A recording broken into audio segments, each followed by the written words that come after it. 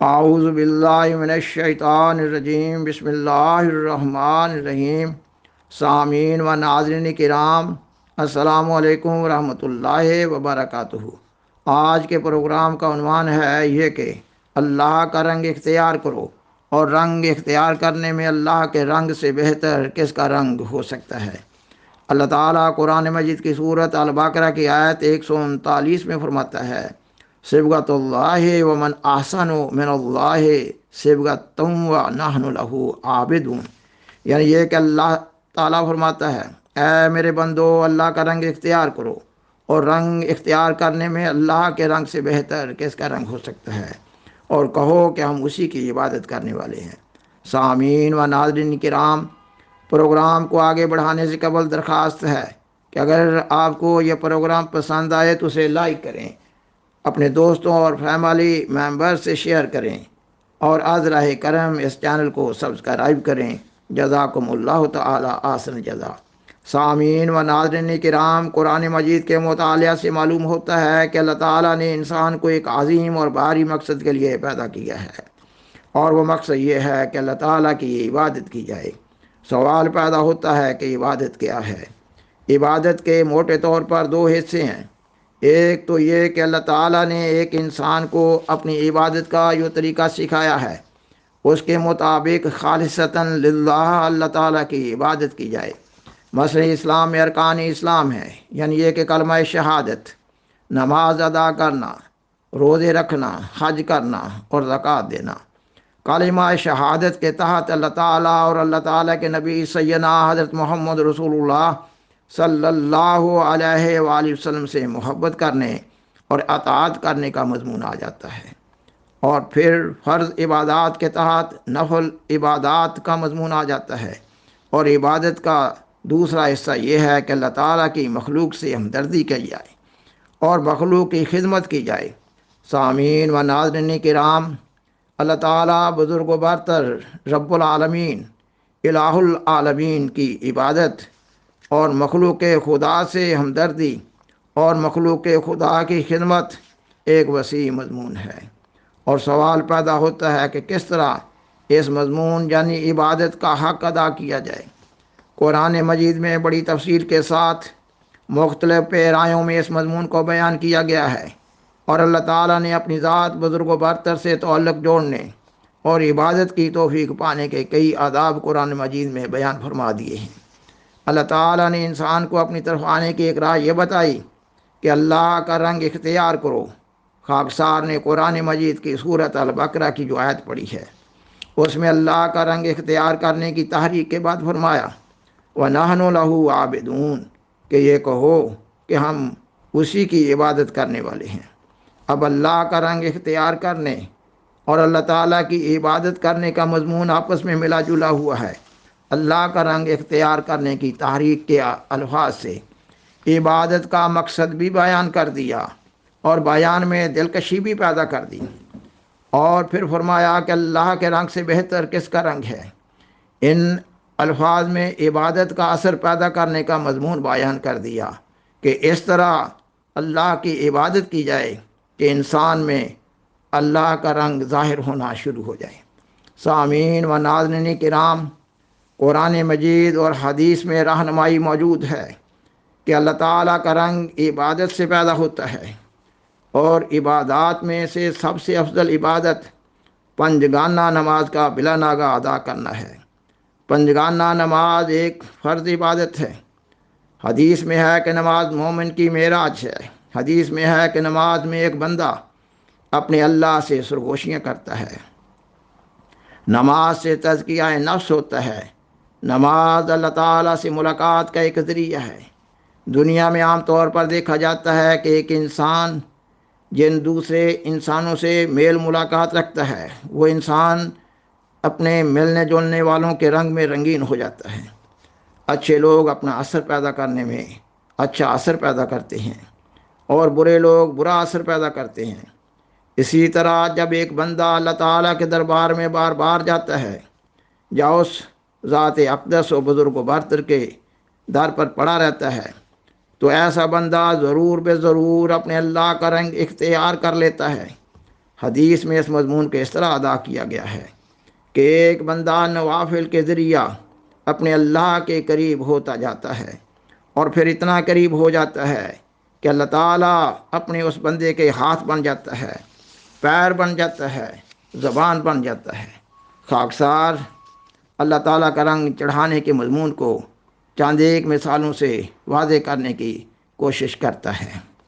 مثلا ہم کسی کپڑے کو رنگ دینے کے لیے کپڑے کو مطلوبہ رنگ کے محلول میں اچھی طرح بھگو دیتے ہیں اور مناسب وقت تک بھگوئے رکھتے ہیں، تو پھر بھگوئے ہوئے کپڑے پر مطلوبہ رنگ چڑھ جاتا ہے۔ اور پھر ہم دیکھتے ہیں کہ پرندے جس قسم کے ماحول میں نسل بعد نسل رہتے چلے آ رہے ہیں، تو پھر اسی ماحول کا اثر پرندوں پر پیدا ہو جاتا ہے۔ میں طوطے کو دیکھیں، وہ زیادہ تر سبز رنگ کی فصلوں میں یا درختوں پر رہتا ہے، تو طوطے کے رنگ میں یہ اثر نمایاں طور پر نظر آتا ہے۔ اسی طرح تتلی ہے، تتلی پھولوں میں رہتی ہے، اور اس طرح پھر تتلی پر مختلف قسم کے پھولوں کا رنگ چڑھتا ہے۔ اسی طرح تیتر یا بٹیر ہے، یہ بھی جس قسم کے ماحول میں رہتے ہیں اس ماحول کا رنگ تیتر یا بٹیر پر چڑھتا ہے۔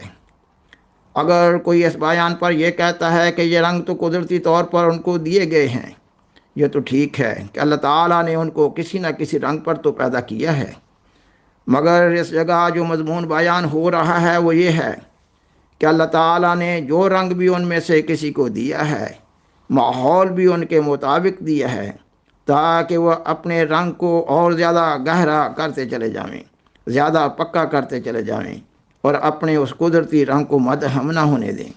سامعین و ناظرین کرام، سوال پیدا ہوتا ہے کہ اللہ تعالیٰ کے رنگ سے کیا مراد ہے؟ خاکسار اس سوال کا جواب اس طرح دینے کی کوشش کرتا ہے کہ قرآن مجید میں ہے کہ اللہ تعالیٰ نے انسان کو اپنی فطرت پر پیدا کیا ہے، اور حدیث کی کتاب صحیح بخاری میں ایک حدیث اس طرح ہے کہ اللہ تعالیٰ نے انسان کو اپنی صورت پر پیدا کیا ہے۔ اب اللہ تعالیٰ کی کوئی مادی صورت تو نہیں ہے۔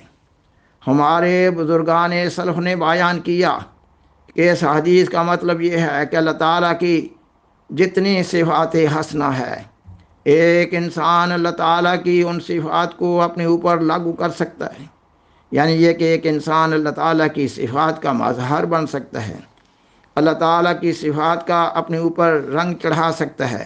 مثلا اللہ تعالیٰ ستار ہے، ستار کا مطلب ہے پردہ پوشی کرنے والا۔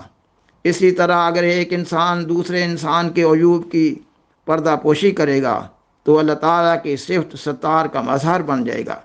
ایک انسان کا دوسرے انسان کی پردہ پوشی کرنے کا یہ مطلب نہیں ہے کہ اگر ایک انسان قومی طور پر کسی جرم کا ارتکاب کر رہا ہے، یا ایک انسان دوسرے انسان کو نقصان پہنچانے کا سوچ رہا ہے یا نقصان پہنچاتا ہے، تو پھر بھی دوسرا انسان اس کی پردہ پوشی کرے۔ پردہ پوشی کرنے کا مطلب یہ ہے کہ ماحول میں کسی انسان کے عیوب کا ڈنڈورا نہ پیٹا جائے، اور صرف متعلقہ حکام تک بات پہنچائی جائے۔ اسی طرح کہ اگر کسی کا بچہ خدا نخواستہ بد عادات میں گرفتار ہو جاتا ہے، تو جس کسی انسان کو اس بچہ کے بارے میں بد عادات میں گرفتار ہونے کا علم ہو رہا ہے، تو پھر ضروری ہو جاتا ہے کہ وہ انسان اس بچہ کے والدین کو اس بچہ کی اصلاح کی خاطر اس بچہ کے والدین یا گارڈین کو اطلاع دے۔